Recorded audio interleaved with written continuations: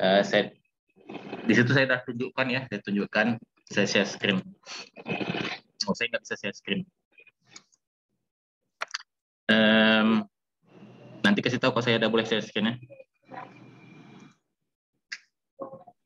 Baik, Pak. Kelihatan ya? Terlihat. Nah, jadi waktu kemarin itu saya tunjukin gimana memulai membuka simetri, kemudian bagaimana atau di mana kita mencari help ya, kemudian bagaimana kita memilih model termodinamika, dan juga bagaimana kita memilih komponen-komponen yang diperlukan. Nah, itu saya udah share.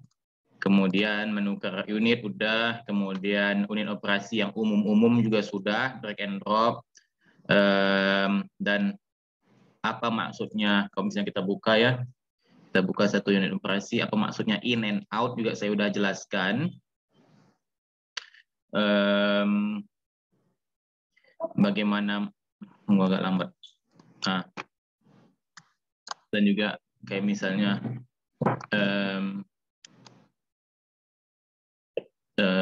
degree of freedom juga saya udah jelaskan. Nah, kayak misalnya di vessel ini ada 2 degree of freedom, tapi dua-duanya udah by default dia udah ada. Kemudian bagaimana menggunakan proses kalkulator juga saya udah jelaskan. Di mana kita copy paste connection ya, kita bisa mengcopy dan paste informasi yang kita ingin dapatkan dari flow sheet. Kita copy, klik kanan, copy connection, kemudian kita paste connection di sini. Kita copy connection, kemudian kita paste connection di sini. Saya juga udah jelaskan. Menggunakan controller juga saya udah jelaskan. Jadi secara pada intinya basic-basicnya udah saya jelaskan. Ya, makanya saya minta minggu lalu kita tentang bagaimana menggunakan simetri. Jadi minggu ini seperti yang telah saya sebutkan atau sampaikan minggu lalu, minggu ini harusnya adalah sesi Q&A. Oke, jadi saya harapkan ya, teman-teman semua udah melakukan coba-coba di sini, dan pada saat ini adalah waktu yang waktu dan tempat bukan untuk saya sebenarnya, tapi untuk teman-teman semua. Sebelum ada yang ditanyakan, saya mau tunjukkan satu lagi. Seperti halnya software-software lainnya, dia ada help file ya. Kalau kita pergi tadi ke help tadi, sebenarnya kalau kita pergi ke ini, kalau misalnya tempat saya, dia kan saya menggunakan 64-bit. 64-bit. Jadi kalau 64-bit itu kita pergi ke Windows, kemudian di program files. Ya, ini untuk yang 64-bit. Program files, kemudian kita pergi ke installation foldernya, yakni BMG. Kemudian pergi ke simetri, kemudian dari simetri ada documentation. Nah, di simetri ada documentation. Kemudian dari documentation ini ada banyak contoh nih, manual examples atau plan examples. Pergi ke manual examples dulu.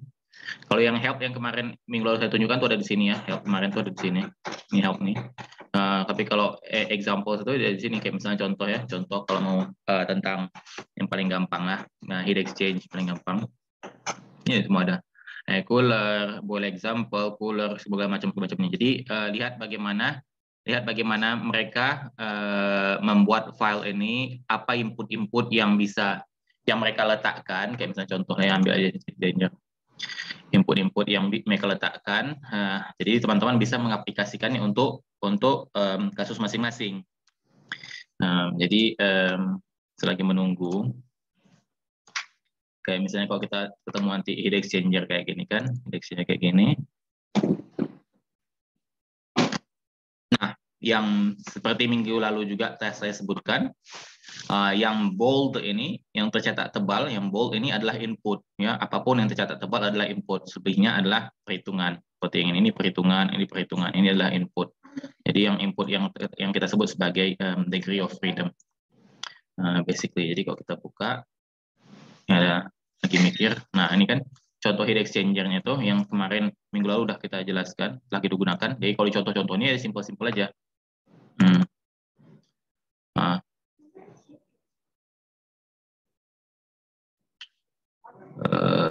Ya lambat sekali ya.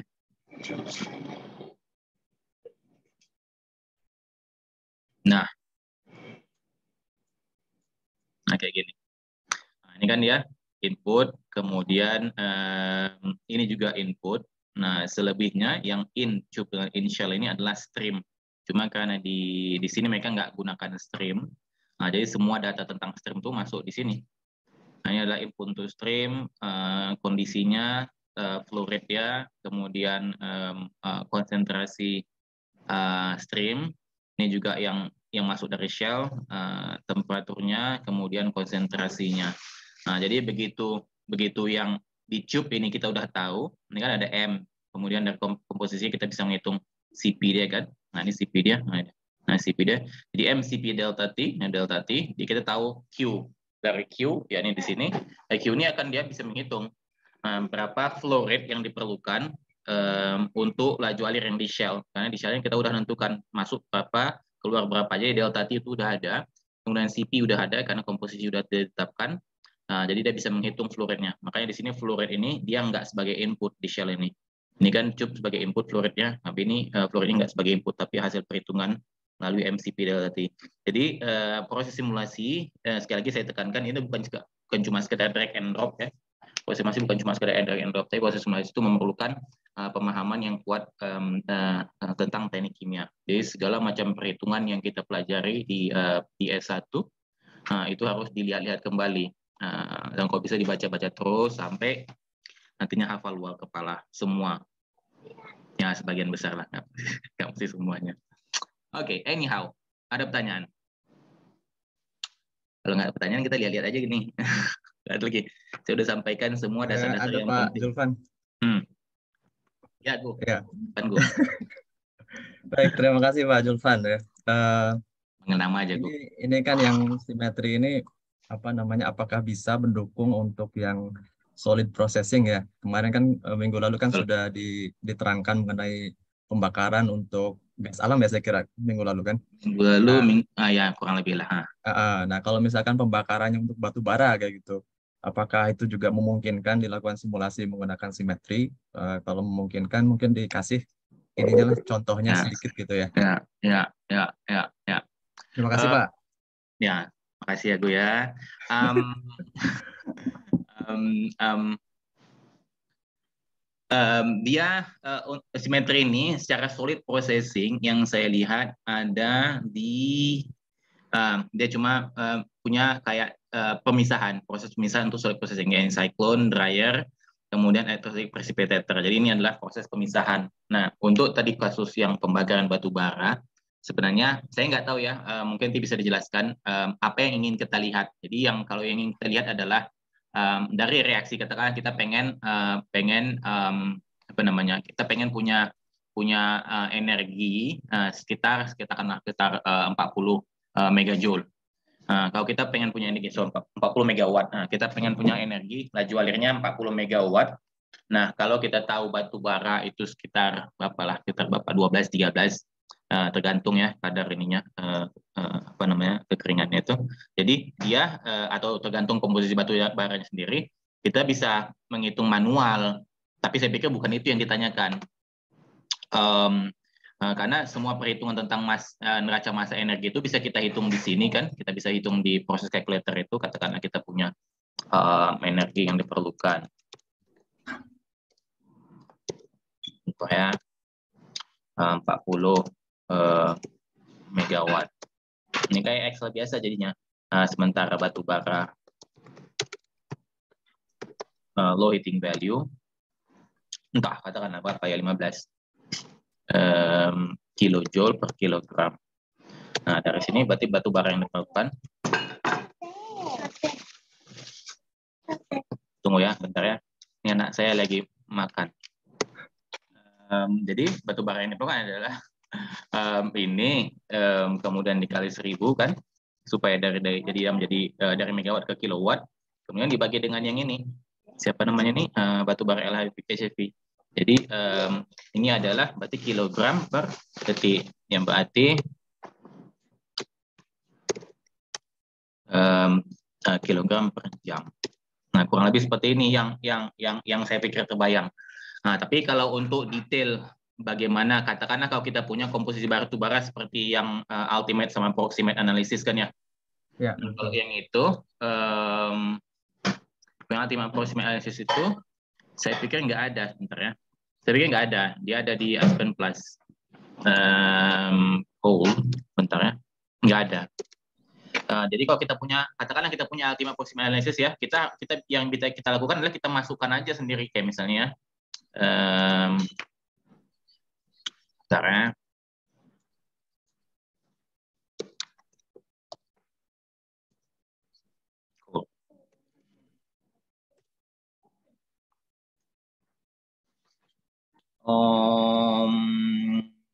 Contohnya ya.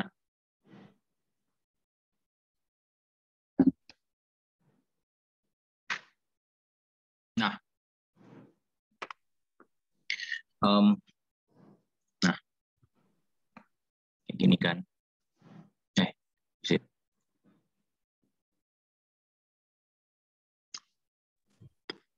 Mana ini?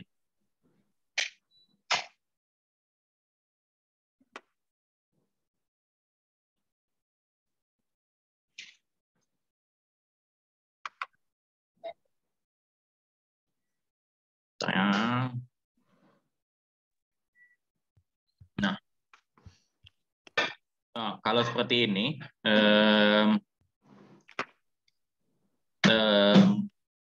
ini saya nggak bisa gimana kita harus melakukan ini namanya, kita harus lakukan kayak pendekatan. Kayak solver kita bisa masukkan S, kemudian fixed carbon kita masukkan C, volatile matter ini ya kita ambil lah. Kayak misalnya dia harus yang light kan pada kondisi ambien, ya ambil aja C1, kemudian ash content nggak tahu. Fixed moisture juga air, ini air. Ini yang kayak gini nih, yang jadi ada hal-hal yang kita harus asumsikan. Kalau yang ini gampang kan. Kalau ini kan ini kan kalian kalau yang si hidrogen, nitrogen sama oksigen ini kan kita harus asumsikan dia sebagai apa namanya? Bentar ya, saya ambil pen.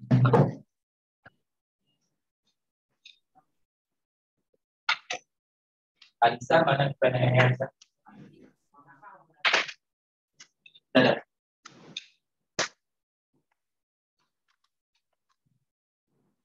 Nah, jadi bentar ya. Ini selagi nunggu ada pertanyaan lain ya.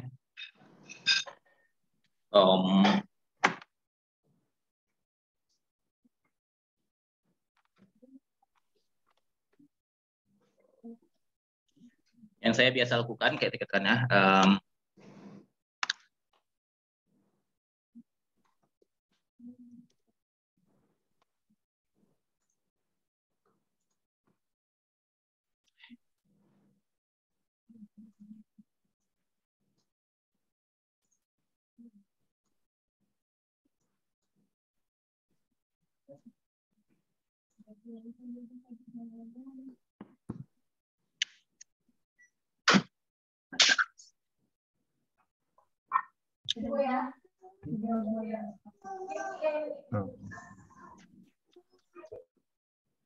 mulai ya agak lama ini memang. Ya soalnya hari Minggu. Minggu dia sampai office pun malas bekerja.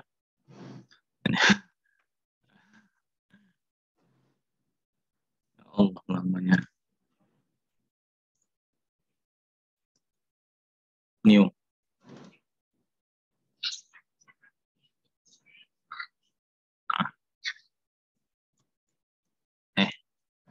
Jadi yang saya biasa lakukan adalah kayak misalnya dia CX, kalau ini kan C hidrogen, nitrogen, oksigen.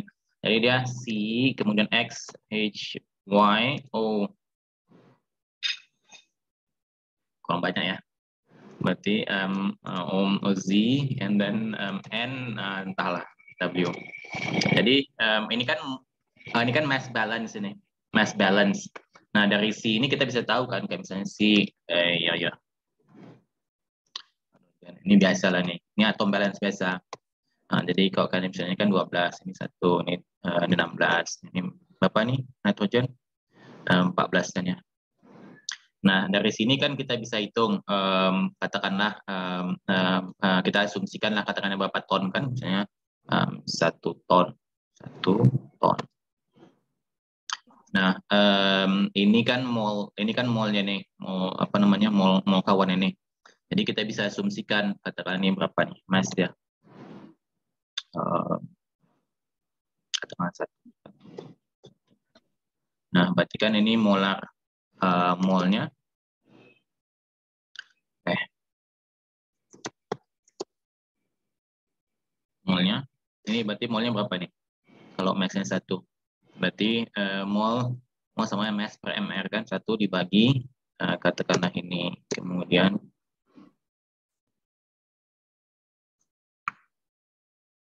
ini kan em, ini sama dengan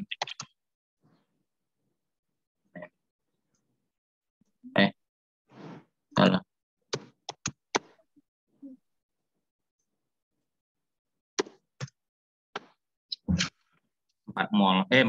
4 kilogram. Em, em, dari sini ini ngapain saya susah ya kan? Ini kan udah ada dia. Bentar deh. Ini kan 0,78. 0,574. 0,0 itu. 0,0574. Hmm. Ini waktu berapa nih? 0,0144. 09. Ya. Ini kan. Ya. Nah, dari sini katakan kita punya berapa lah, kita tonnya berapa. Dari sini si em, CHNO. Kemudian dari sini, sebentar ya, kita lihat bisa nggak deh? Atom saja. Saya lihat di sini. Aslinya nggak ada. Atau kita create ini sebenarnya. Kita create komponen. Saya new hypo.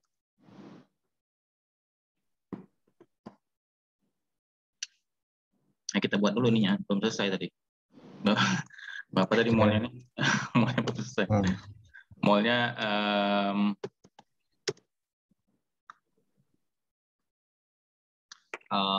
kemudian kalau kita normalize-kan, lah ya terhadap n. Normalize-kan terhadap n atau terhadap c. Terserah ya, kok saya mau normalize-kan terhadap c.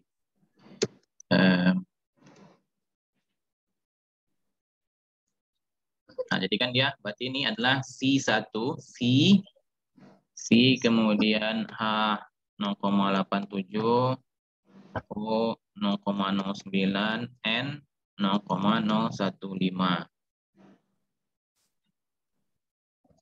475 lah, biar 3 digit. Kan ini dia. Nah, kawan ini yang kita masukkan ke sini. Tapi di sini bermasalah. Ini bermasalah. Ini kan siapa namanya nih? Nggak tahu saya, kita nggak punya datanya kan ini. Dia bukan liquid, dia bukan ini, dia adalah solid. Nah, dari sini sebenarnya susah rasanya. Bisa-bisa aja, cuma saya nggak yakin ya hasilnya benar atau enggak ya. Ya bisa-bisa aja, tapi saya nggak yakin hasilnya benar atau enggak. Tapi di sini yang mau dilihat apanya sebenarnya, kok? Jadi kan biasanya memang kalau yang di Aspen Plus itu yang kita masukkan kan proximate sama ultimate analysis ya. Proximate analysis, ultimate analysis. Kemudian dari situ tentu saja reaksi pembakarannya bisa dilangsungkan, energinya dapat, kemudian komponen yang terbentuknya juga ada. Lalu sampai kandungan S yang dihasilkan pun nanti terbentuk kan kalau yang di Aspen Plus itu berapa S-nya kayak gitu. Betul. Nah, kalau di sini, nah itu gimana gitu? Apakah mendukung ke sana atau memang harus di-create sendiri kayak tadi yang ini? Kalau ini mungkin hanya energi saja kan larinya berarti ya? Iya, kalau yang si simetri ini, dia kan simetri ini kan sama seperti HISIS yang mereka secara histori dibuat untuk oil and gas dan petrochemical. Jadi kita nggak ngurusin, bukan kita, maksudnya software ini dia nggak terlalu banyak berhubungan dengan solid atau kimia-kimia, senyawa-senyawa kimia lainnya ya. Jadi kalau misalnya kayak gini nih, apa namanya, berbeda dengan Aspen Plus, di sini kita harus buat sendiri, kayak misalnya ini kan dia komponennya berarti kurang lebih seperti ini komponennya. Tapi kemudian kalau kita mau buat CO2, katakannya kan ini kan kalau dibakar jadi CO2 tambah H2O juga. H2O, kemudian tambah salah. H2O, kemudian tambah nah ini N berapa ini? Ini kita mau N2O kah atau NO atau NO2, katakan kita mau NO2.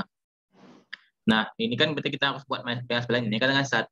Kemudian H-nya ini, di sini ada 2. Ini hanya ada 0,875. Nah, ini yang harus dibuat stoichiometry tersendiri. Nah, ini kan bisa dihitung lah ini. Nah, kemudian kalau si sulfurnya itu manual lah ngitungnya. Di sulfur kita ada 0,07 kalau kita asumsikan pembakaran sempurna. 0,07 ini adalah apa namanya? Bisa kita hitung kan berapa mol berapa molnya kita bisa hitung. Kemudian kita bisa juga menghitung kemudian setelah itu berapa SO2-nya dan berapa oksigen yang diperlukan. Nah, tapi semua ini adalah manual ya.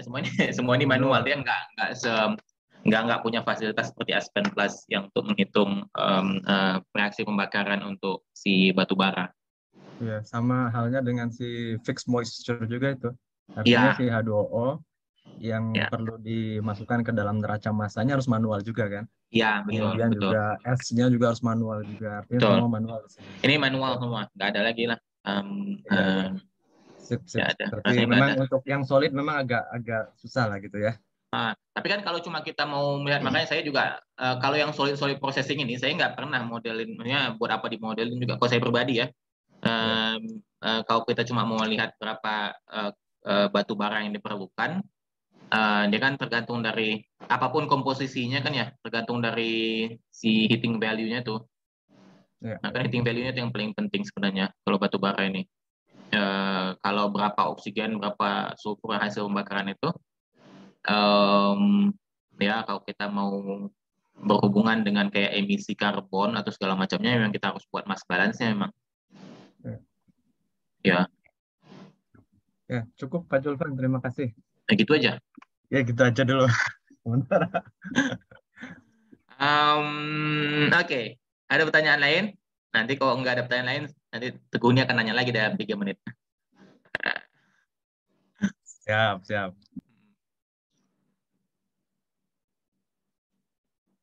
Mau gimana ini yang mau ikut lomba ini, dosen-dosen atau mahasiswa gimana? Udah pernah nggak dibuka? Jadi saya ragu jadinya. Ini si simetri ini pernah dibuka nggak sama adik-adik semua nih selama seminggu?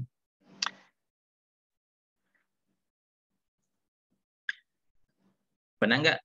Kayak misalnya kan di sekolah ini angkatan berapa aja sebenarnya? Angkatan berapa sih sebenarnya anak-anak ini? Mana dia? Partisipan. Ini kayak saya jadi kuliah jadinya. Adi Falah Maulana. Angkatan berapa? Angkatan berapa?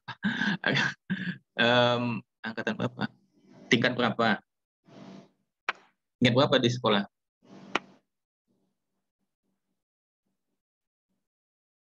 Halo, siapa yang bisa bilang tingkat berapa sekolah? Fajar. Fajar, tingkat berapa sekolah? Nggak ada yang mau nyaut ini. Nah, jadi kalau misalnya kan di sekolah kan belajar fluid mekanik, katakanlah di sekolah belajar fluid mekanik. Nah, pergilah ke simetri ini, lihat, nah ini ada pipa.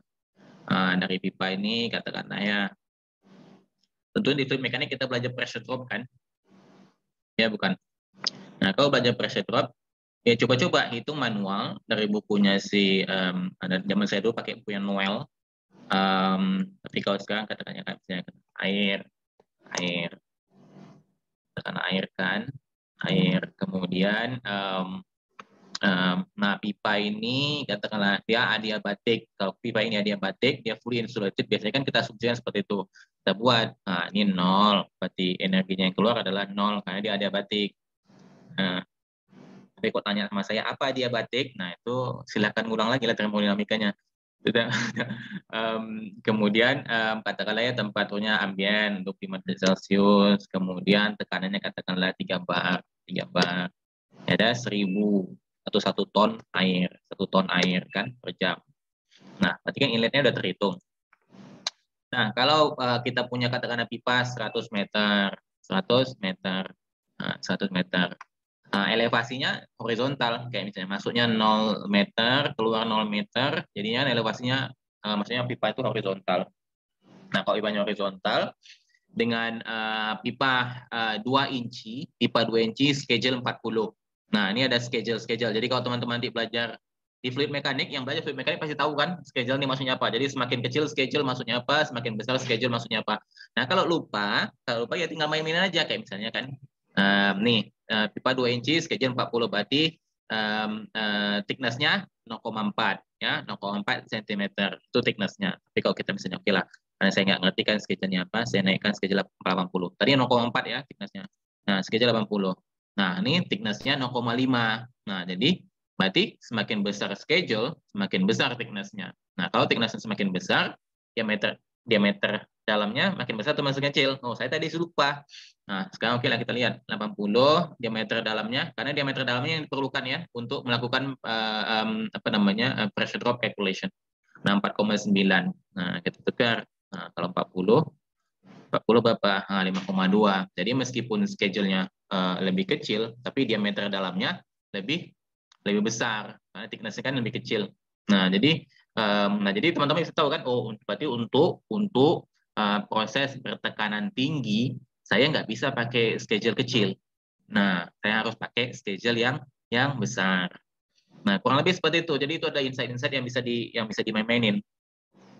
Nah, kayak ini kan. Nah, berarti pressure drop-nya berapa? Pressure drop-nya adalah mana sudah.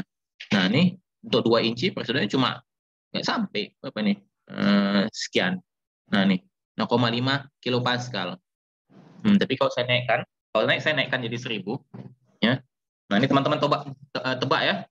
Kalau saya naikkan jadi 2000, berarti saya double kan fluidnya. Nah, kalau fluidnya saya double, pressure drop-nya naik berapa kali? Nah, ini quiz nih. Pressure drop naik berapa kali? Nah, saya nggak ngerti pokoknya, Pak. Kalau nggak ngerti, ya masukin aja. Itu 0,5 ya. Fluid saya double 2 kali, dia 0,5. Nah, tapi fluid delta P-nya nggak naik 2 kali. P-nya nggak naik 2 kali, dia naik hampir cepat tuh. Lebih dari 3 kali kan dia naik. Lebih dari 3 kali dia naik. Nah, kenapa? Nah, silakan lagi dibuka-buka buku fluid mekaniknya. Kenapa bisa seperti itu? Oke, kita tanya lagi. Ini bukan pertanyaan saya. Masih tahun kedua. Oh, kasihannya. Tahun kedua ya berarti belajar fluid mekanik dong kan? Kan berarti benar saya. Kebetulan ini belajar fluid mekanik tahun kedua. Desmanto, ya. Cara mensumbangkan proses isobarik isotomat.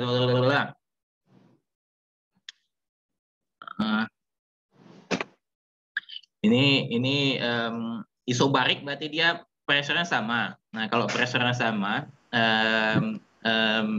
dia nggak ada di dunia ini yang pressure sama. Ya, kalau pressure sama itu berarti kita nggak ngalir dia darahnya, nggak ngalir si fluidanya, darahnya lagi. Jadi kan kalau misalnya pressure sama, berarti kan kamu kan apa namanya? Ya, saya juga nggak tahu apa contohnya pressure yang isobariknya. Dia biasanya dari siklus itu. Jadi kalau kita punya siklus, apa siklusnya isobarik? Nanti ya. Kalau yang isotermal ini gampang. Kalau isotermal tuh kayak misalnya kalau kita misalnya punya pipa ini kan, pipa ini dia ada aliran masuk, ada aliran keluar. Saya gambar lah biar gampang.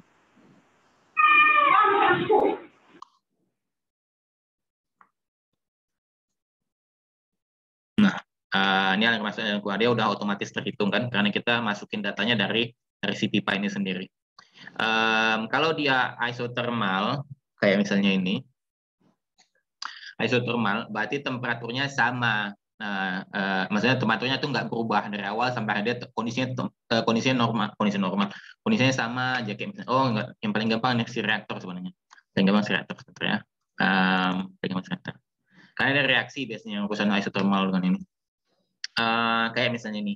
Nah, ini kan reaktor ini semuanya kita lihat adalah reaktor ini adalah reaksi ini reaksi oksidasi ya, reaksi pembakaran kan. Reaksi oksidasi ini adalah reaksi eksotermik. Ini kan dari mana kita tahu reaksi oksidasi dan eksotermik? Nah, nanti pulang dari rumah, buka ini apa namanya, hidupkan api kompor atau matches. Nah, peganglah api itu. Nah, kalau dia panas, berarti dia reaksinya eksotermik. Nah, kalau dia dingin, nah berarti reaksinya endotermik. Nah, kurang lebih seperti itu ya. Jadi coba ada di rumah untuk membuktikan teori ini benar nggak dia. Apa namanya? Jadi karena dia reaksi eksotermik, kita bisa buat ini reaksinya eksotermik ya. Nah, kita bisa buat reaktor itu sendiri. Nah, ini harus harus diiniin ya, harus di apa namanya? Harus di mana ya? Mana paint ya? Bentar. Harus dibedakan ya. Nah, bentar ya. Paint.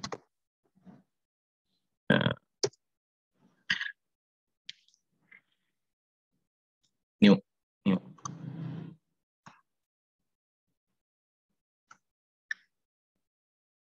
Ini kan reaksi A jadi B. Nah, kalau dia eksotermik, berarti temperatur final itu lebih final besar daripada temperatur inisial. Nah, kalau dia endo, temperatur final kecil dari temperatur inisial. Nih, ini paling gampang. Jadi dia melepas energi, jadi kalau kita bayangkan dalam reaktor, nah untuk yang exo berarti temperaturnya ini kalau kita punya profil temperatur, dia semakin lama semakin naik. Ya, ini exo. Sampai kalau endo, ini saya asumsikan untuk karena anak-anak tingkat 2 juga masih ada kan ya. Nah, temperatur, berarti temperaturnya tuh makin lama makin turun. Jadi karena dia ngambil energi dari sistem temperatur di sini ya. Nah, ini adalah reaksi.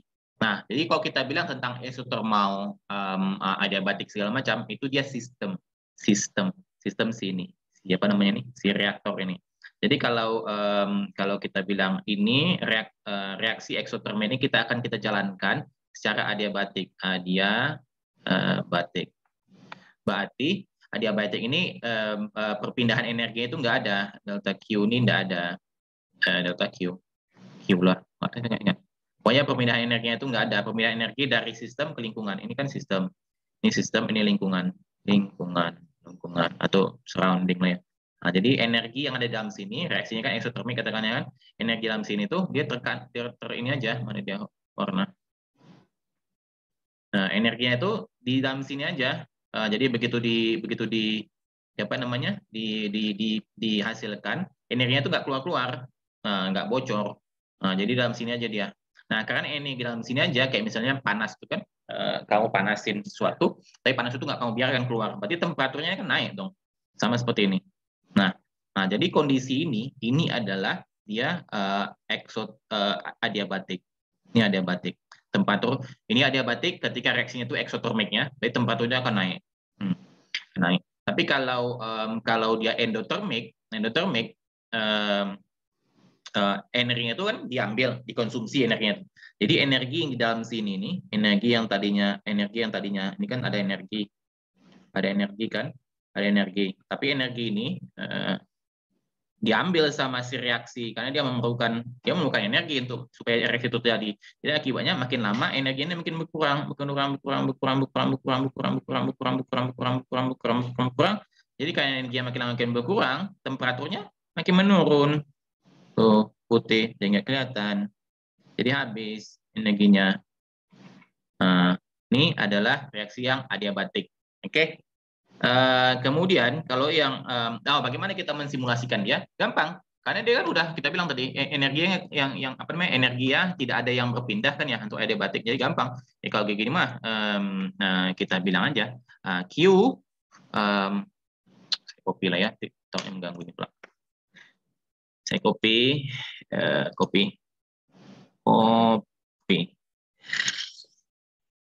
paste.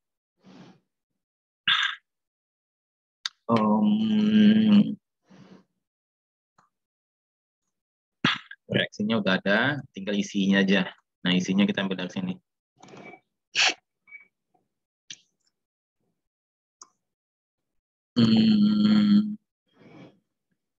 Tiga dua empat 340.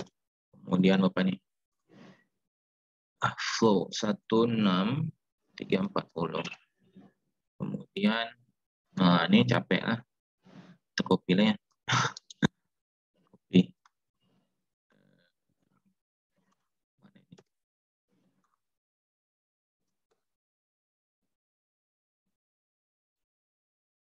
Oh, bisa seperti itu sekarang ya. Oke. Ya.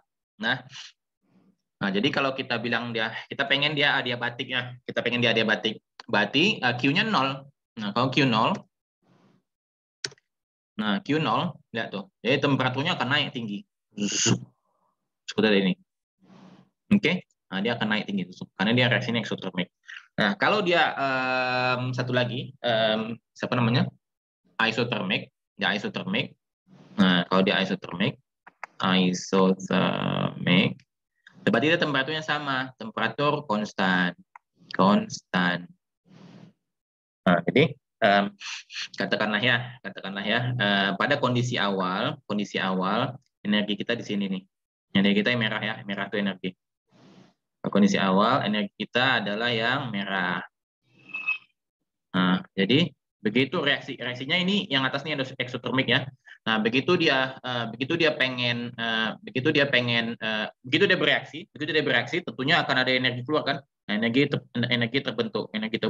Tapi energi ini karena kita pengen dia isotermik, temperaturnya harus konstan selalu. Temperaturnya selalu konstan. Jadi kita pengennya seperti ini. Isotermik. Begitu energinya keluar dari sistem, dari reaktornya terlepas dari reaktor, dihasilkan dari reaktor, yang ini harus kita ambil, kita tarik keluar. Energi ini harus kita ambil keluar. Bagaimana caranya? Ya kita kasih dia media pendingin atau sesuatu yang lebih dingin dari sesuatu yang punya temperatur lebih rendah daripada temperatur reaktor itu sendiri, temperatur dari reaktor itu sendiri. Misalnya cooling water atau kita buat steam. Nah, tergantung dari berapa temperatur yang ada di sini. Temperatur yang ada di sini. Jadi kalau dia ada keluar lagi, langsung kita ambil lagi. Keluar lagi, kita ambil lagi. Jadi kemampuan ini kita pergi ke cooling water katakanlah ya. Nah, kemampuan kita memaksa supaya temperatur ini konstan itu sama dengan kemampuan kita bagaimana kita bisa mengontrol cooling water ini. Nah, supaya dia laju alirnya sedemikian rupa sehingga temperatur reaktor itu bisa konstan ya. Demikian juga halnya kayak si endotermik katakanlah ya, ini energi awal ya, energi awal merah, energi awalnya sini. Dan kita pengen dia isotermik juga, isotermik. Nah, jadi begitu siapa namanya nih begitu reaksi ini terjadi, dia tentunya ngambil energi kan, dia ngambil energi daripada reaktor. Nah, jadi dia ambil energinya. Saya ambil energi kamu, kata dia gitu. Ambil energi. Nah, supaya energi ini tetap ada, nah kita harus saya ambil energi kamu. Oh ya, dia ambil kan? Ya supaya energi tetap ada. Supaya energinya tetap ada, ya kita harus supply dong energi yang sama. Cepluk. Nih, Q. Nah, kita harus supply energi. Jadi jumlah ini sama dengan ini. Nah, supaya dia merah-merah ini konstan. Energi ini datang dari steam biasanya atau heating oil atau furnace dan demikian dan sebagainya. Jadi kita dari neraca massa kita bisa menghitung berapa energi yang diperlukan, berarti kita tahu berapa energi yang harus dimasukkan. Dari energi yang harus dimasukkan kita bisa menghitung dong berapa steamnya, berapa heating oilnya, berapa furnace-nya, tergantung dari MCP delta T, si MCP-nya atau tergantung dari heat of combustion. Misalnya kita punya furnace. Jadi kurang lebih seperti itu, sama seperti halnya si ini tadi adiabatik, ya kan, adiabatik. Nah, tapi kalau saya pengen isotermik, saya nggak mau dia adiabatik, saya mau combustion ini isotermik. Jadi saya buatlah isotermik pada temperatur katakanlah 32,4. Nah, ini benar-benar ini nih. Nah, begitu kita pengen, salah. Saya pengen dia isotermik, berarti temperaturnya sama kan. Nah, jadi dia bukan 1800, tapi pengennya 32,4 juga. Berarti yang ini kita buang, karena energi ini yang harus diperlukan ya. Ini adalah 32,4. Bayang nggak? Jadi kalau misalnya ini ya. Jadi ini. Nah, jadi kita pengen dia konstan kan? Kita pengen dia konstan. Ini konstan. Ini adalah energi yang harus dibuang. Energi yang harus dibuang. Ini konstan kan, energi yang harus dibuang. Karena ini eksotermiknya. Ini harus dibuang. Nah, energi ini adalah energi yang ini. Tuh. Ya. Nah, bagaimana buangnya? Ya, kita buang ke cooling water atau kita pulang kemana? Ya, misalnya kita buang ke cooling water. Katakanlah, ini ada nggak ya ininya? Energi stream. Nggak mau dia. Apa dia nggak mau? Memang nggak nyambung kah? Kita bisa buang aja katakanlah ya. Kita punya bular ya. Kita punya. Nah ini kita ambil karena kita nggak bisa connect dia ke sana. Kita ambil pakai ini aja, pakai cross calculator.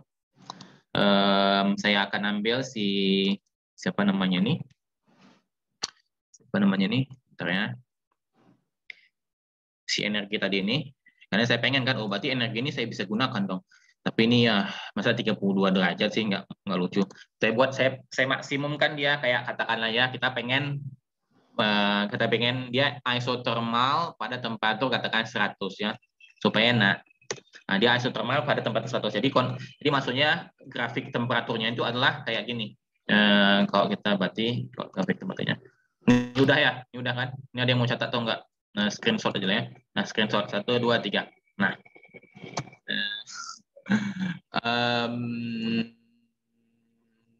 Sebentar. Jadi kalau kita pengen dia seperti itu, berarti grafiknya kita gambar.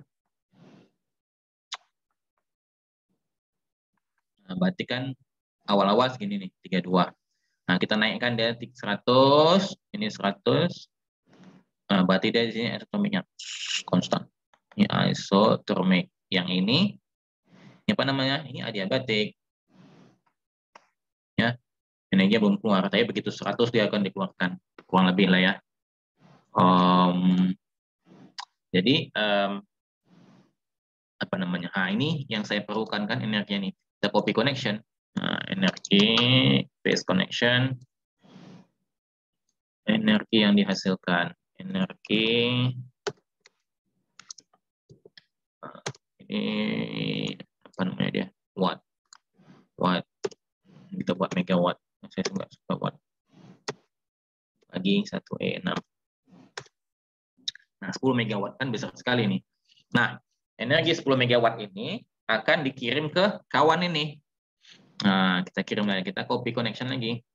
Jadi kita kan pengen tahu, karena kita malas menghitung berapa air ini perlukan, kita pengen tahu kita masukin ini. Nah, base connection. Oke. Dari sini, katakanlah kita pengen, nah ini kan dia air. Katakanlah kita cooling water kan, air satu. Bukan, so. Oke, air katakanlah dia 25 derajat Celcius, 3 bar, terserah ya. Nah,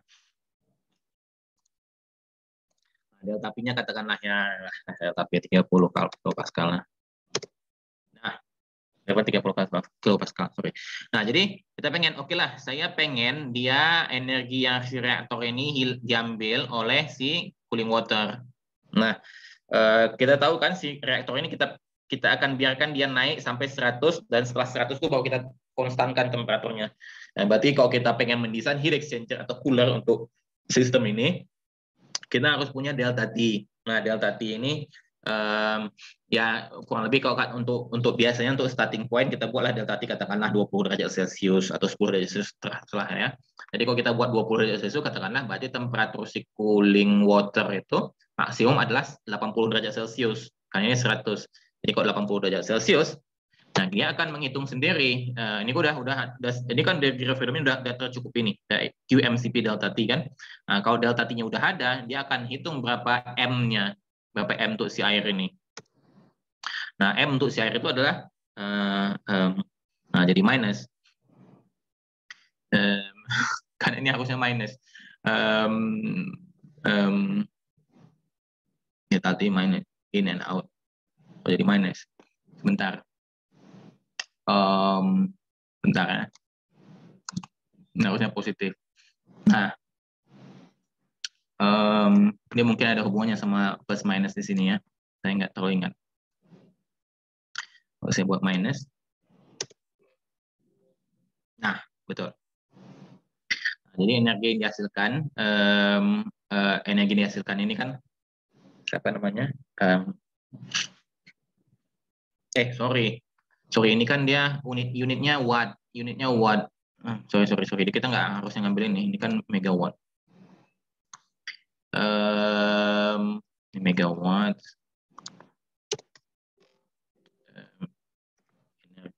kirim ke cooling water. Ini kirim ke water adalah negatif dari ini tadi ya. Nah, ini yang kita copy.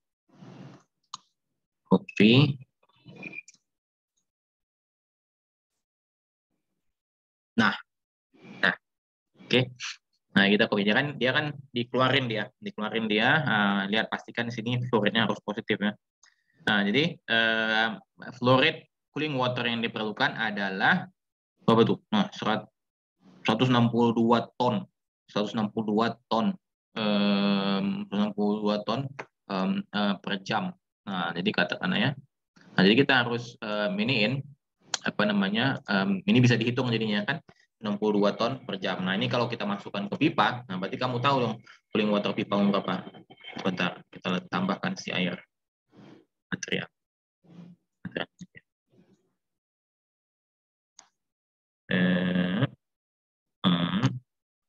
Nah, ini kalau kita nggak nyambung. Nah, kita tambahkan pipa. Berapa dong ukuran pipanya nih? Bisa bayangkan ya? Bisa nggak bayangkannya? Nah, pipa ini adalah, kita buat pipa ini tentunya insulated ya.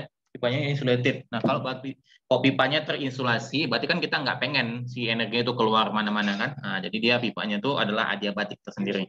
Oke, ngerti nggak? Jadi kalau dia pipa, mantap. Nah, kalau kita mengalir ini pipa.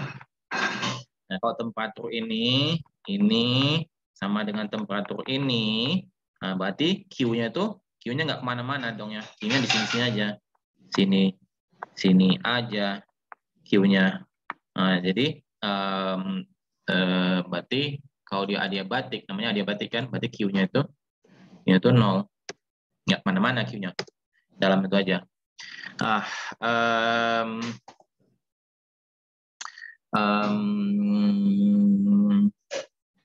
Apa namanya tadi? Nah, ini katakan ada 100. Pusing pipanya kan? Apa yang kamu kerjakan ini? Ini nggak solve, karena dia by default dia nominal size-nya cuma 2 inci. Nah, ini 163, 167 ton. 163 ton. Nah, kita besarkan pipanya. 4 inci. Nah, masih pusing dia. 6 inci. Nah, 6 inci baru bisa. Nah, jadi 6 inci itu pressure drop-nya ya 30 kilopascal lebih kurang. Nah, jadi ini adalah pressure drop yang untuk 100 meter ya oke lah. Nah, jadi ini adalah ukuran si pipa yang diperlukan lebih kurang untuk supaya si 163 ton per jam air ini bisa mengalir dengan baik. Oke. Nah, jadi kurang lebih seperti itu. Apalagi tadi pertanyaannya. Bentar ya. Mari ya. Oh iya. Yang isovolume ini volumenya sama ya, ini nggak ada hubungannya. Ini masalah istilah termodinamika aja, Desmanto ya, isobaric dengan isovolume. Nah, jadi yang saya udah tunjukkan bagaimana simulasi isotermal dan adiabatik disimetri, tidak keberatan ya, nggak keberatan. Tadi sudah saya tunjukkan. Bagaimana cara menambahkan kurva keseimbangan VLI? VLI disimetri, kemarin kita tunjukkan ya. Dia ada di ya. Dia soalnya simetrinya ada banyak dia. Ini pertanyaan apa sih? Ya, envelope-nya rasanya. XY curve. Nah, apa sih ini kita komponen kita? Bentar.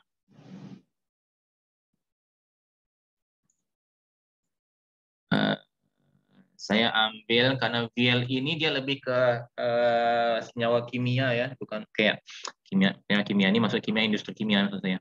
Nah, sebentar ya, saya tambahkan dulu yang paling gampang. Katakanlah metanol air. Metanol.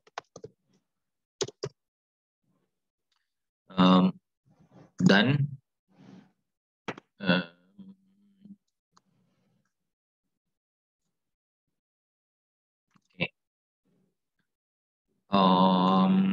ya ini kita letaklah ya 20 ya 100 0,5 and then 0,5. Ya, streamnya asalkan stream ini bisa ada ini nilainya. Kita sambungkan ke sini XY plot. Nah, si VLE itu ada di sini. Ini saya harus bilang, maksudnya dibandingkan dengan Aspen Plus, memang karena ini kan dia VLE, semua istilah-istilah VLE ini dia ada di industri, maksudnya untuk kesetimbangan kimia ya. Kalau di industri kayak misalnya oil and gas atau hydrokarbon, kita nggak VLE, kita sebutnya K value. Jadi ya sama-sama sebenarnya rasio antara si Y dengan X, antara yang di volatile dengan non volatile. Jadi kalau si ini, nah ini ada TXY, jadi kita pengen, katakannya saya pengen TXY atau PXY, terserah, katakannya TXY ya, kita pengen dia kayak tadi tuh, saya pengen kurva kesetimbangan pada tekanan yang sama, yang isobaric tadi tuh, ada isobaric tadi tuh, pada tekanan yang sama, gimana profil konsentrasi dan temperaturnya. Nah, jadi komposisinya kita kan cuma metanol sama air kan. Kita pengen lah, kalau key komponen adalah metanol, karena lebih ringan.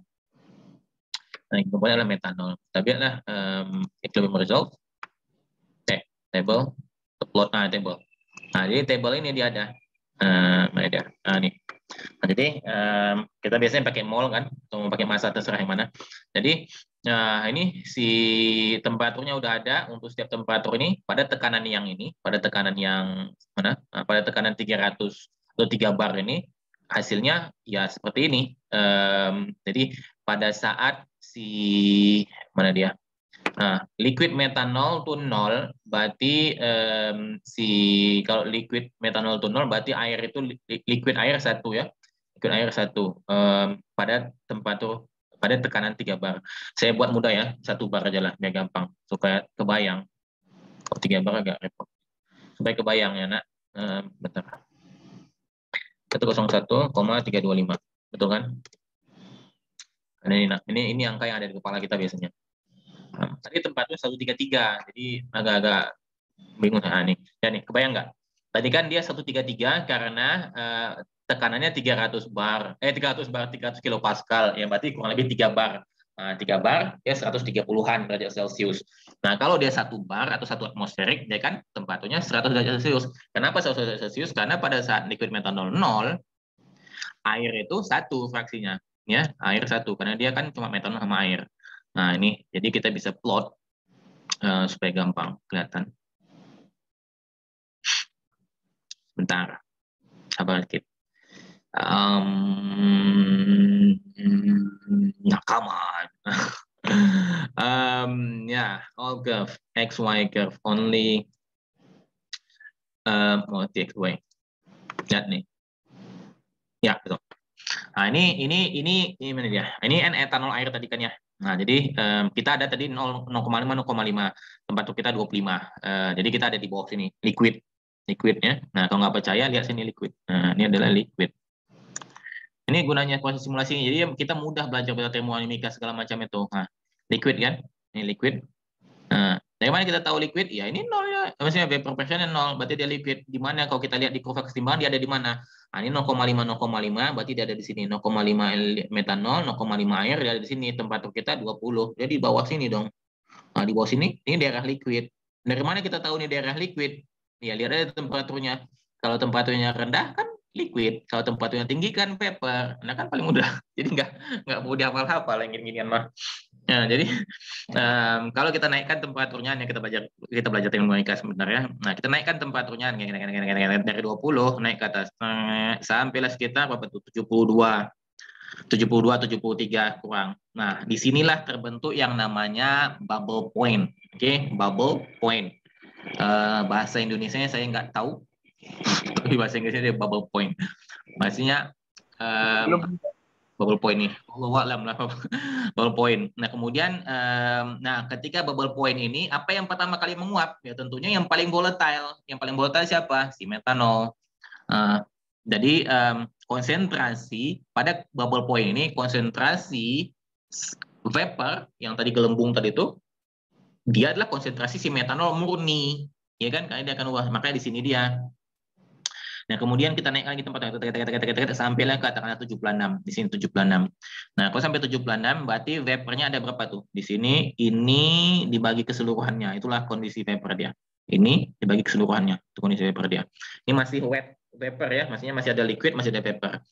Kondisi maksudnya konsentrasi si metanol itu ada di sekitar sini, konsentrasi metanol di vapor ada di sini. Konsentrasi metanol di vapor ada di sini. Oke, ini dibagi dengan keseluruhannya. Itu konsentrasi metanol di vapor. Oke. Kita naik terus sampailah di sini. Nah, ini adalah titik 85, katakanlah 85 itu adalah yang disebut sebagai titik dew point. Dew point, titik embun. Nah, ini saya tahu titik embun. Nah, ini adalah kesetimbangan, ini adalah kurva kesetimbangan, ini adalah kurva apa namanya, saturated vapor. Ini kurva saturated liquid. Nah, ini adalah daerah dua fasa. Ini daerah dua fasa. Nah, ini vapor semua. Jadi semakin kita naikkan temperatur naik temperaturnya, tentunya maka akan jadi semakin banyak vapor. Nah, titik ini udah nggak ada lagi liquidnya, udah saturated vapor. Nah, daerah sini, kita naikkan lagi temperaturnya, itu adalah superheated vapor. Jadi katakanlah kalau kita sampai 100, berapa derajat superheatednya adalah 100 dikurangin 85, 15 derajat superheatednya. Nah, kurang lebih seperti itu ya, siapa namanya nih, VLE graph. Tipnya saya. VLE graph. Banyak lagi pertanyaanmu. Aduh. Bagaimana cara melakukan proses humidifikasi di simetrik? Nah, humidifikasi ini apa? Humidifikasi ini adalah kita masukkan air kan ke dalam udara. Iya enggak? Nah, jadi kalau masukkan air ke dalam udara, itu kita ini aja sebenarnya apa namanya? Ya, berarti ini tinggal campur namanya masukin air ke dalam udara. Nah, itu yang paling penting dulu, Desmanto. Kita harus paham dulu ininya, apa namanya? Kita harus paham dulu istilah-istilah ini. Ini kan istilah-istilah yang alien. Ini kita nggak, maksudnya ini istilah-istilah yang kita nggak pakai sehari-hari kan. Jadi kita harus tahu dulu ini humidifikasi ini apa. Humidifikasi adalah masukkan air ke dalam udara. Jadi membuat udara itu semakin basah. Ya, membuat udara semakin basah. Kedengaran nggak suara helikopter? Ini Malaysia dia mau ulang tahun, hari kemerdekaan. Jadi ada suara helikopter. Nah, balik lagi sini. Nah, kalau humidifikasi berarti masukin air ke dalam udara. Kalau dehumidifikasi atau dehumidification, dia mengeluarkan air dari udara. Ya masukin aja lah, apa susahnya? Mana dia? Katakanlah ya 30 derajat Celcius, ini 61 bar 101325.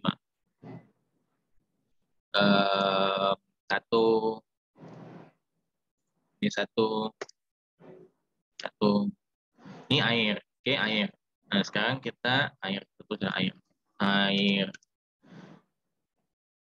yang ini adalah udara.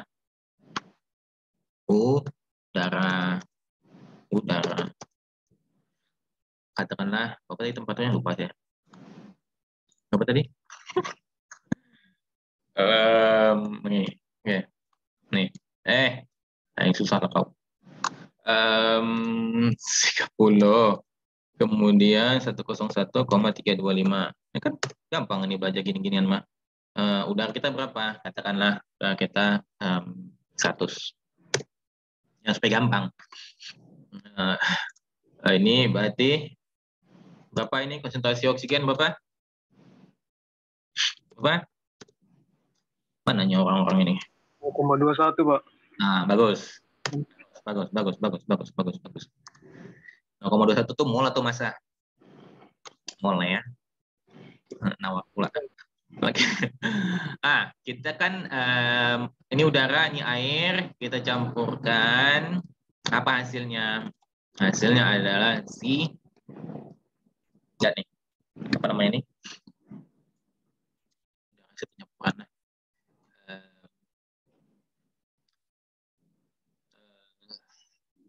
Apa namanya? Apa yang mau kita lihat? Saya lupa jadinya. Komunikasi. Ini mengembangkan air ke dalam udara. Tapi maksudnya ini kau pengen lihat dia ini ya, pengen lihat dia jenuh atau enggak jenuh ya. Iya Pak, rumah apa nih Pak? Ada nggak ya dia kurvanya seperti itu? Sebentar ya. Psikometri cat Pak. Ya tahu saya, tapi ada nggak di sini dia?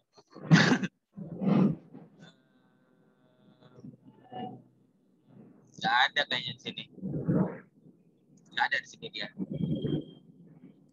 Di sini nggak ada dia. Nggak ada. Jadi nggak punya psychometric value. Ini harus pakai inilah, harus pakai grafik. Nggak bisa pakai ini. Nggak ada.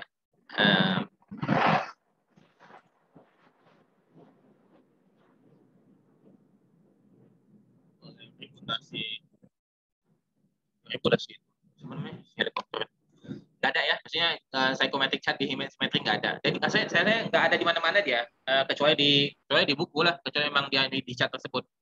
Jadi memang cuma menghitung neraca massa biasa, neraca massa energi biasa.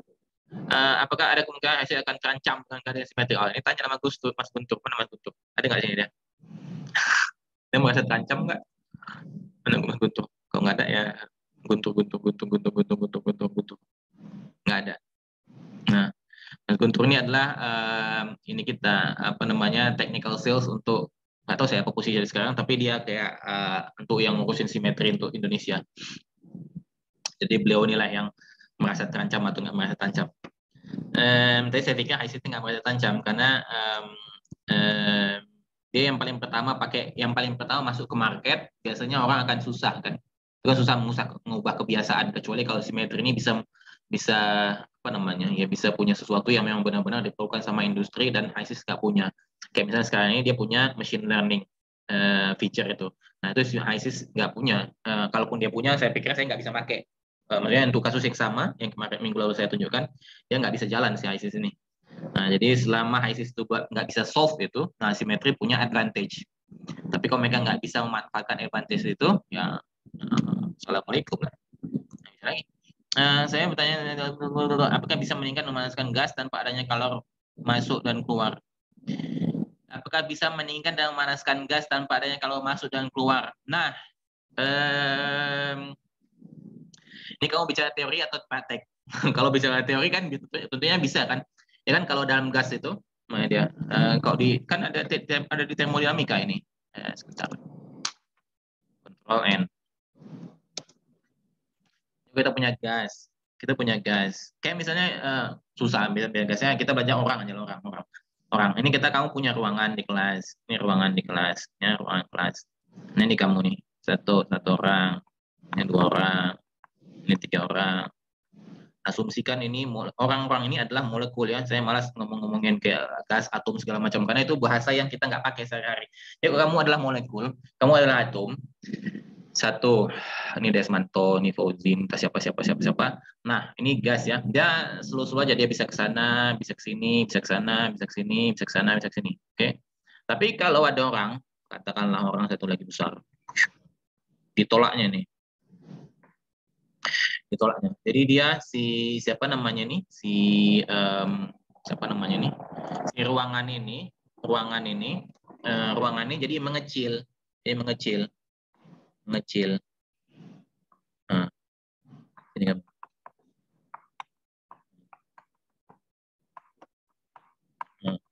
Nah, begitu ruangan ini mengecil, kamu merasa gerah nggak? Gerah, Pak. Gerah kan? Ya kan? Merasa gerah kan? Nah, kalau merasa gerah, berarti temperatur itu kan naik dong. Ya kan? Nah, tempat itu naik. Jadi kamu bisa gesek-gesekan sama si kawan ini. Kamu gesek-gesekan sama dia. Itu karena ya, si molekul-molekul ini yang tadinya ya bisa bergerak sana sini, tapi begitu ruangannya dikecilkan, berarti kan dia yang tadinya bergerak bebas, begitu dia ke sana dia akan bertemu dengan ini. Dia mau ke sana, katakan kamu tadi mau ke sana, tenang-tenang 2 meter. Tapi tiba-tiba ini pun mau ke sini juga 2 meter. Jadi kena berantem. Nah, jadi panas situasi. Nah, karena panas situasi, temperaturnya naik atau temperaturnya naik dan situasinya panas, kurang lebih seperti itu. Nah, inilah dia yang kamu tanyakan tadi. Mana dia? Praktek gimana, Pak? Gimana? Kalau secara prakteknya gimana? Secara prakteknya kamu kompres. Jadi siapa namanya? Si udara ini kan ya, udara ini kita kompres. kan kamu tekan. Kompres itu kan berarti kita tekan. Kompres. Ini tadi udara apa nih? Oh, basah. Sorry. Udara basah. Dia nggak mau. Teman ini nangis dia. Kita pisahkan dulu si air itu. Sebentar ya. Oke, saya pisahkan si air ini. Jadi udaranya aja kita kompres. Lihat nih. Udaranya kita kompres. Kan kita tekan ya. Udaranya kita kompres. Kita naikkan, katakanlah pressure-nya kita naikkan jadi dua kalinya. Katakanlah efisiensinya 80%-nya, 80% biasa. Nah, itu kita kompres dua kalinya, temperaturnya naik dari 11 ke 88. Kelihatan nggak? Kelihatan ya?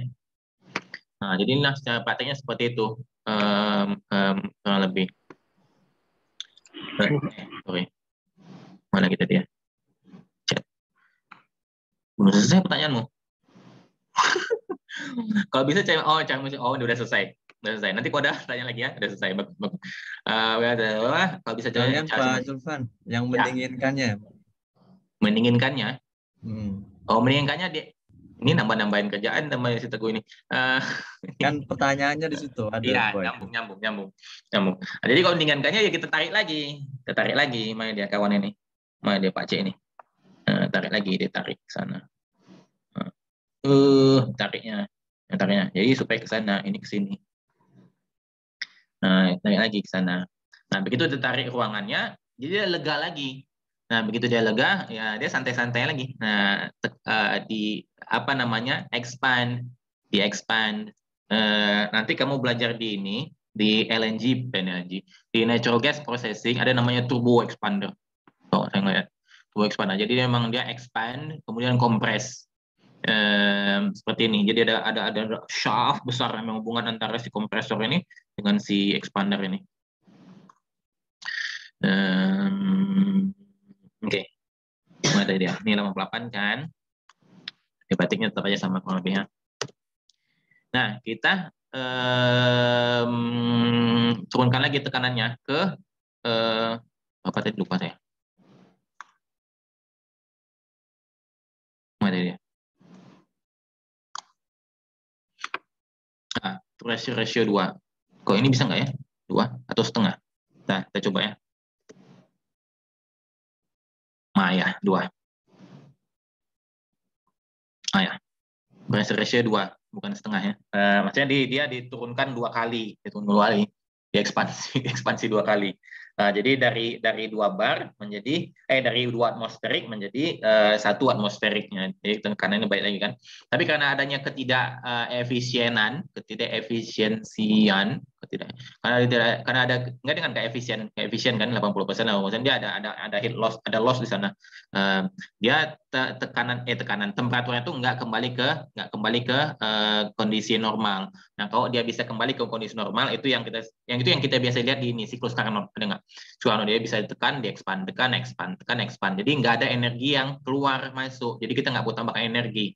Nah, sementara kalau ini kan dia ada energi yang terlepaskan ini dari 11 jadi 36. Jadi ada energi yang muncul atau yang harus kita tambahkan ke dalam sistem karena ketidakefisiensian mesin-mesin yang kita punyai ditandai dengan efisiensi adiabatik. Kurang lebih seperti itu ya. Baik, Pak. Terima kasih, Pak. Sama-sama. Nah, dia banyak pertanyaan.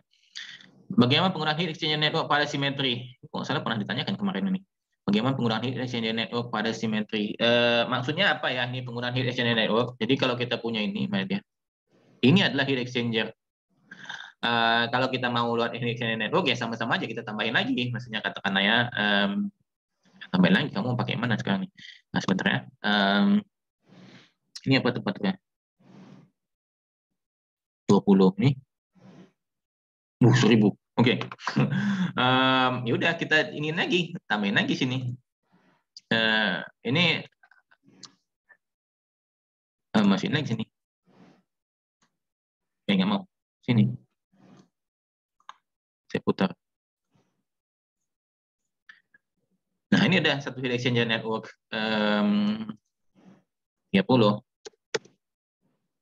lagi. Ini kita turunkan si combustion-nya, kita turunkan ke 600, katakanlah 600. 4.000. Ini ada yang salah perhitungan. Maksudnya pada si fluorine ini fluorine terlalu kecil ya. Kita tambahkan lah. Ini apa sih sebenarnya nih? Bentar. Apa sebenarnya nih? Temperature force, temperature apa nih? Air. Nah, kita tambahkan air. Air 25, 30, 300, 1, 100.000.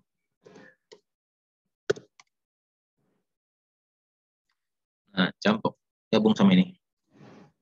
Nanti tuh. Sini atau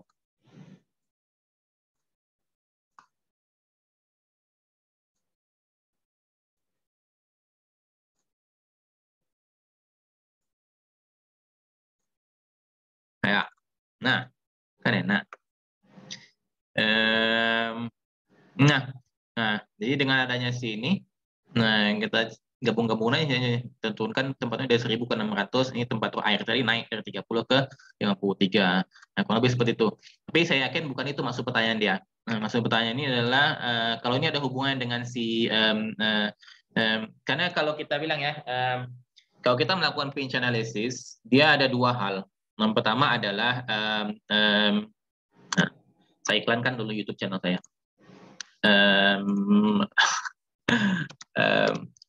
Dia ada dua hal. Yang pertama itu targeting. Nah, targeting ini maksudnya kita desain dulu, bukan desain, kita target dulu berapa minimum secara teori termodinamika energi yang kita perlukan untuk supaya satu sistem itu berjalan, si pabrik itu bisa berjalan. Itu energi minimum yang diperlukan. Itu dia step pertama untuk melakukan pinch analysis untuk heat exchanger network ini, atau heat integration ya. Jadi pinch analysis itu targeting. Nah, yang kedua adalah begitu kita tahu berapa target idealnya, nah kita bandingkan dengan kondisi kita sekarang. Kondisi kita sekarang berapa, kita bandingkan dengan target idealnya, apa yang bisa kita tukar-tukar sedemikian rupa, kita desain sehingga dia bisa setidaknya mendekati target ideal.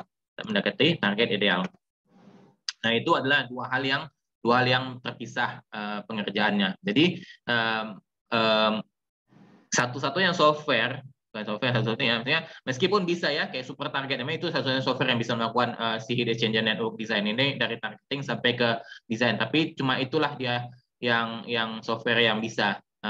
Kalau Aspen Energy Analyzer itu dia, maksudnya UI itu nggak terlalu bagus dan juga nggak bisa.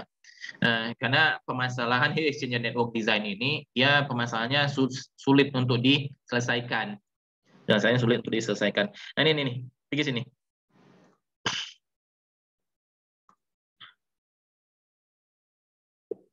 Atau ada beberapa, ada 3 presentasi saya. Nah, silakan ditonton, bagus-bagus. Nanti tanya kalau ada yang nggak ngerti. Jadi gimana tadi, lupa saya jadi. Targeting lewat pinch analysis tadi itu, kemudian barulah kita desain heat exchanger network-nya. Nah, dia ada di video tadi itu ya, untuk step by step-nya segala macamnya, dan juga ada di 2 video lain saya. Ada tiga sharing session untuk heat integration. Nah, kalau mau lagi lebih tahu lagi, nah nanti kita buat. Nah, silakan organisasikan atau fasilitasi tentang heat exchanger dalam bahasa Indonesia. Nanti kita buat. Oke. Shell momentum balance 1L-nya nih. Shell momentum balance. Nggak ngerti maksudnya. Apa maksudnya nih? Idol. Nggak tahu saya maksudnya apa nih. Shell momentum balance. Ada enggak? Nggak ada ya. Nanti tulis, ada nggak? Bisa nggak? Kalau nggak, unmute dulu sebentar. Apa maksudnya shell momentum balance? Saya nggak tahu. Pengaplikasian shell momentum balance. Saya nggak tahu nih. Nanti tolong jelaskan lagi lah ya. Ada nggak orangnya? Mana ada orangnya? Ainul yakin. Pergi orangnya, jangan-jangan. Nah kan udah pergi kan. Ini orang hit and run gini tengok. Mananya? Mana dia nanya tapi bisa lari. Anyhow, crude oil based asymmetry. Ya ada, sama. Ada, Mas Fauzi. Crude oil based, my dia. Oke. Repot ya.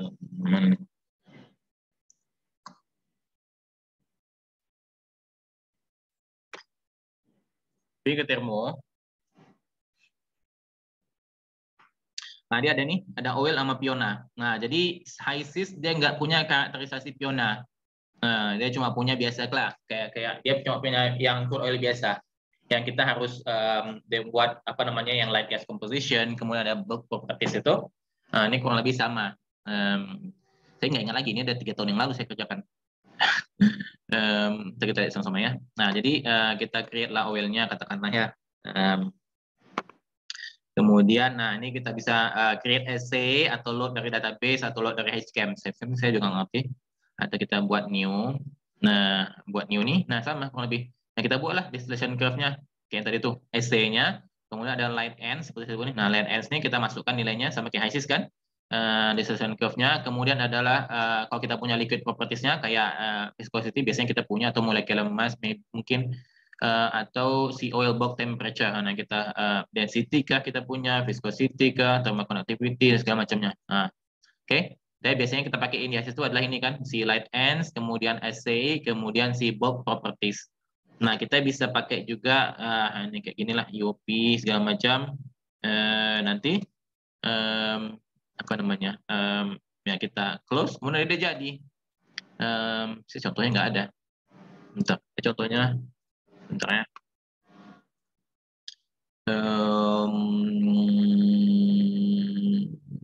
Oil.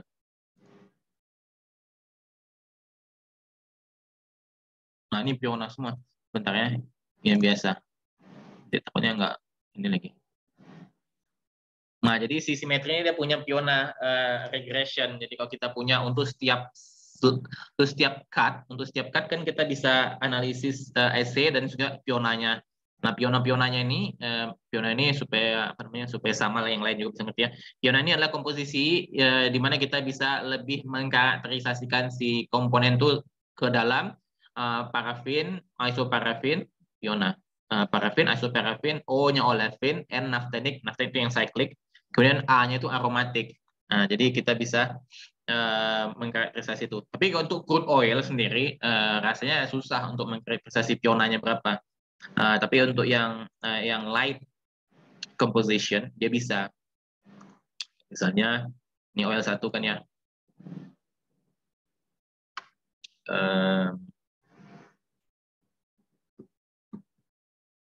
Nah, ini hasilnya kalau kita masukkan ke dalam streamnya, sama seperti halnya kayak ISIS itu kan. Nah, dia ada SCC, ini temperaturnya pakai F dia kebetulan. Nah, kalau kita pergi ke sini, ini oil 1 kan ya. Nah, gini, si oil 1.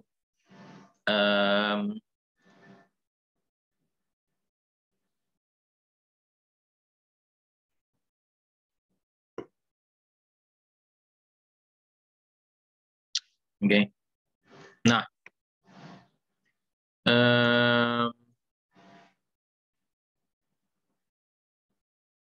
ini, nah ini TBP-nya dimasukkannya, light ends-nya, nggak ada, nggak ada. Light ends-nya mana? Nggak ada. Dan segala macamnya. Ini bisa dilihat di sini untuk manualnya ya. Untuk manualnya dia ada di sini. Help, kemudian symmetry manual. Symmetry manual ini kalau kita lihat di instalasinya itu ada di documentation. Ya ini symmetry user manual. Nah, di sini deh dokumentasinya. Jadi kalau mau gampang di sini kayak misalnya kita crude oil kan ya. Dan ini saya belum pernah membandingkan ya sama HISIS dan symmetry. Tapi di sini symmetry itu punya si piona tadi, HISIS nggak punya. Seberapa detail, nah itu wallahu a'lam, karena data di lapangan juga nggak data di lapangan pun nggak ada yang benar. Um, bukan gak ada yang menang, maksudnya nggak terlalu banyak yang yakin saya. Okay. Ini nih, source example. Jadi sini dia punya light end-nya dia siapkan dulu, kemudian ya ikutin aja lah ini ya. Si siapa nih? Ini dia pakai Fiona yang ini, example 1. Nanti rasanya pakai yang oil data regression. Nah, ini pemirsa nih. Oil prop example 1. Nah, mana dia?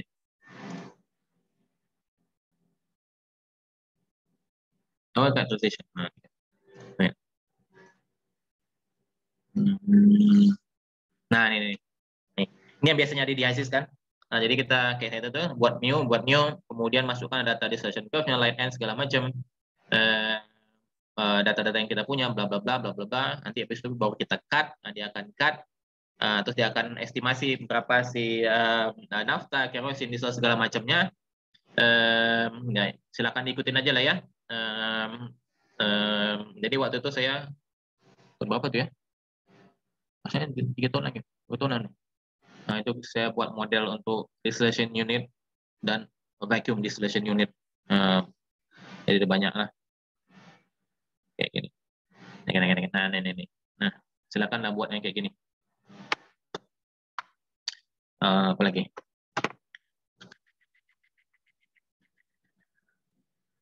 Ya, set, adjust, balance, recycle pada simetri.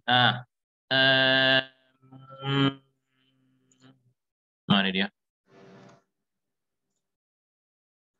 Nah, kalau si siapa namanya adjust ada di controller. Nah, adjust to control sama.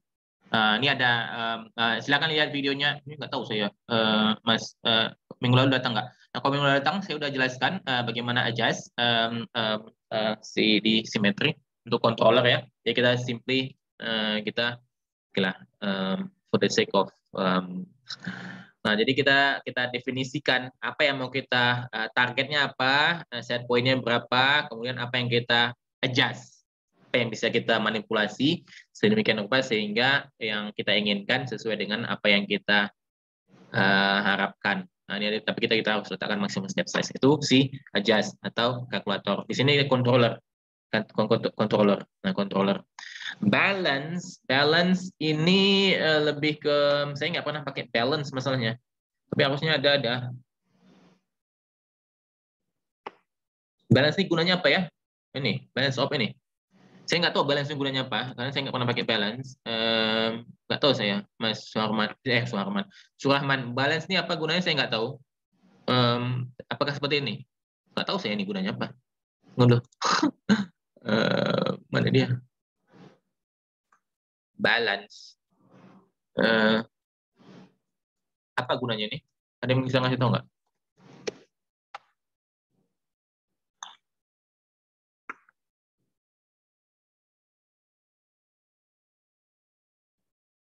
Oh, untuk calculate makeup values untuk solvent. Oh, untuk makeup value saya hitung manual saya. Itulah mungkin ya kalau untuk makeup value balance. Mana tadi dia?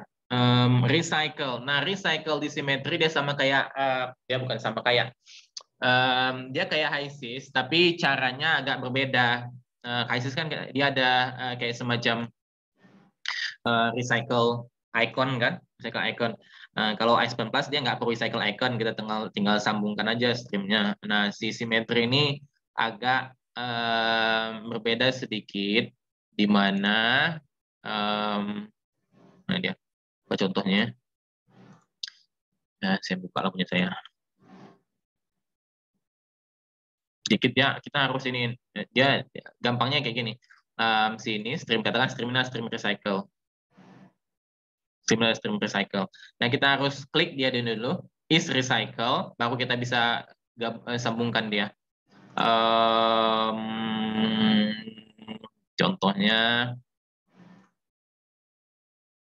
sebentar ya.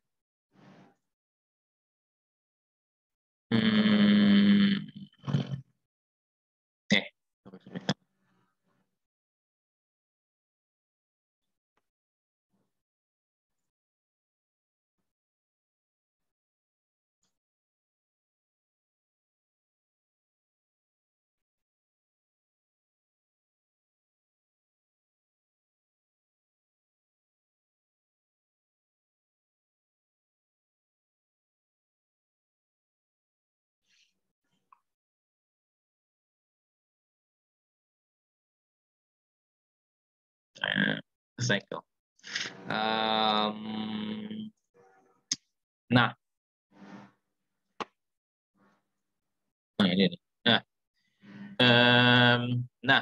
Jadi kalau di simetri ini kan kita biasanya kalau kita punya flowsheet seperti ini kan ya, yang recycle itu secara kasat mata adalah recycle tuh stream yang kita recycle balik. Nah, jadi di sini kita ini di stream ini adalah stream recycle. Tapi sama seperti halnya HYSYS dan ASP+, kalau teman-teman tahu yang ASP+ gimana caranya, kita bisa sebenarnya mengeset di mana recycle stream kita yang ingin kita letak ya.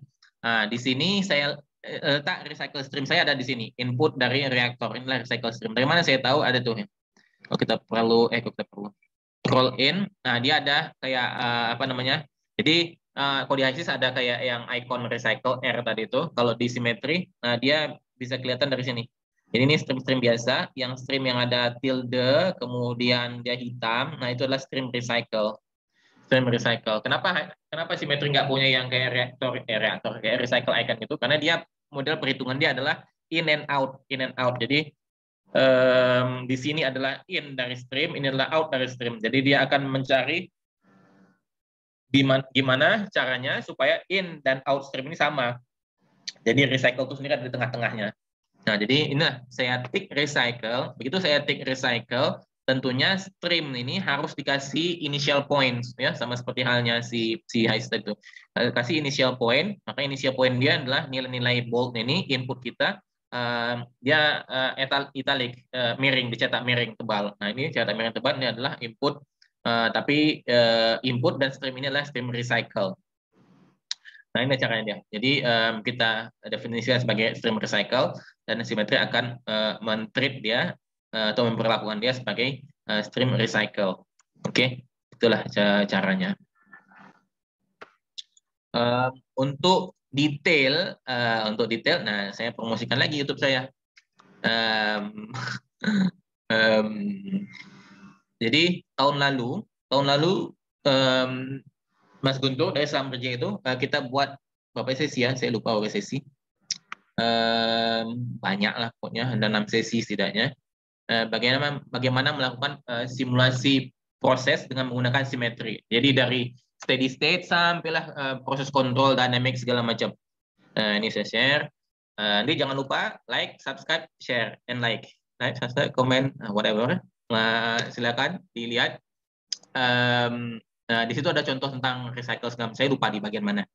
Nah, silakan ada tontonnya. Lumayan lah daripada nonton drama Korea. Sebentar, ini izin mengingatkan. Sebentar, pertanyaan masih banyak. Sabar dulu. Jumlah efek maksimum pada evaporator. Jumlah efek maksimum. Ini dia dihitung manual. Nggak ada. Nggak akan pernah ada, kecuali kalau kamu modelkan sendiri dalam bentuk matematika ya. Kecuali kalau kita memang mau melakukan pemodelan dalam bentuk matematika, kamu buat neraca massa, persamaan neraca massa energinya dalam bentuk matematika, kemudian solve untuk ini udah ranahnya matematika optimization. Nah, solve untuk for minimum total annual cost, katakanlah ya, total annual cost. Nah, itulah satu-satunya cara kalau mau lebih otomatis, tapi harus code neraca massa energinya. Oke, ya kita katakanlah kita define, tapi kita define dulu lah berapa evaporator yang tersedia. Katakanlah kita punya pilihan sampai 10 evaporator, kemudian kita buat superstructure-nya dari neraca massa energi itu, terus kita solve untuk minimumkan total annual cost. Dari situ bisa. Tapi kalau dari sisi proses simulation software, apapun itu, HYSYS, simetri, Proto, whatever, dia hitung manual. Jadi kamu buat katakanlah satu efek. Nah, kamu hitung total cost-nya atau total profit-nya. Kemudian 2 efek. Kemudian kamu hitunglah total profit dengan total cost-nya. Kemudian 3 efek, 4 efek, dan seterusnya. Dari situ kamu buat grafik. Nah, jadi untuk satu efek berapa total profit-nya, 2 efek berapa total profit-nya, 3 efek berapa total profit-nya. Dari situ kamu baru bisa lihat berapa jumlah efek yang diperlukan sehingga total cost atau total profit, total cost minimum atau total profit maksimum. Di situ ya. Emang sekarang jam berapa ya, Bang? Lupa. 11.40, 10.40. Anyhow. Kapan saya selesai? Mana dia? 5 menit lagi. Udah selesai dong berarti. Ya, Mbak. Oh, udah habis. Nah, betul. Udah habis. Masih banyak pertanyaannya. Gimana dong ini? Ini wallo. Ini dia pertanyaannya salah, Mas. Ini pertanyaannya salah.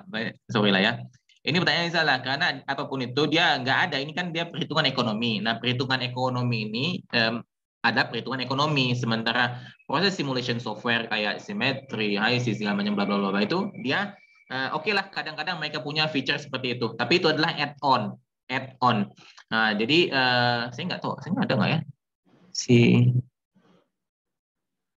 mungkin ada dia, ada rasanya ada IC sama Aspen Plus itu dia ada untuk economic calculation karena dia kan ada apa namanya dia kan beli company lain kan, dia beli company lain untuk yang cost estimation itu dia company lain dulunya dan mereka beli terus mereka integrasikan lah si cost calculation-nya. Jadi kalau kita ada one click of a button di Aspen Plus itu atau simetri ISIS, dia bisa menghitung berapa total plan cost dan segala macamnya. Terus dia buat quick calculation untuk NPV, IRR. Rasa saya ada, saya pernah pakai dulunya. Nah itu pernah pakai itu maksudnya lebih dari 10 tahun yang lalu ya. Kalau di simetri cost calculation seperti itu tuh nggak ada. Sebentar ya, rasanya nggak ada. Dia lebih ke proses simulation calculation saja. Nggak ada ya, yang ini nggak ada. Kalau mau hitung manual. Nah, dan juga cost calculation pun simetri nggak punya. Dia nggak punya cost calculation. Jadi kalau mau hitung NPV, BIP segala macam, ya dari sini kita desain. Dari desain itu kita masukkan ke ini cost calculation yang kita punya. Kan bisa di search. Maksudnya kan ada banyak beberapa yang ada beberapa apa namanya Excel sheet atau cost calculation. Saya lupa di mana saya letak.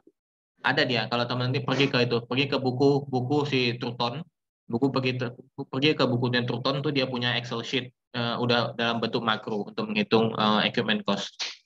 Tapi untuk menjawab pertanyaan ini nggak ada. Udah habis kata dia. Ini udah habis atau gimana nih? Saya kalau nggak di stop, saya akan ngomong terus. Mohon maaf Pak, waktunya sudah habis nih Pak. Nah ya bagus di stop. Kalau nggak di stop saya besok saya ngomong. Baik. Masih banyak pertanyaannya ya. Nantilah saya jawab. Kapan saya jawab? Baik Pak. Ini ada ini ada